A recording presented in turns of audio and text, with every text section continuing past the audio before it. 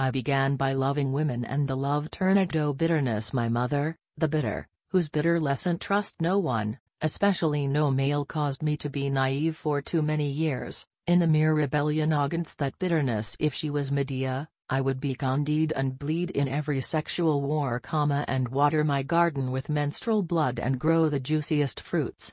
Like the woman who watered her roses with blood and won all the prizes, though no one knew why.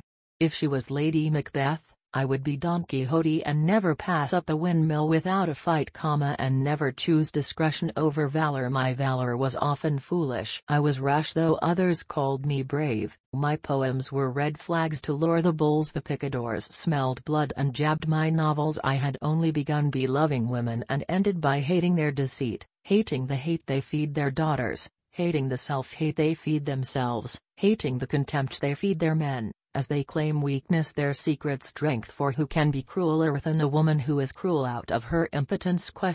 And who can be meaner than a woman who desires the only room with a view? Even in chess shouts off with their heads! And the poor king walks one step forward, one step back. But I began by loving women, loving myself despite my mother's lesson, loving my 10 fingers, 10 toes, my puckered navel, my lips that are too thick, and my eyes the color of ink, because I believed in them. I found gentlemen because I loved myself. I was loved because I had faith. The unicorn licked my arm, the rabbit nestled in my skirts, the griffin slept curled up at the bottom of my bed. Bitter women, there is milk under this poem. What you sow in blood shall be harvested in honey.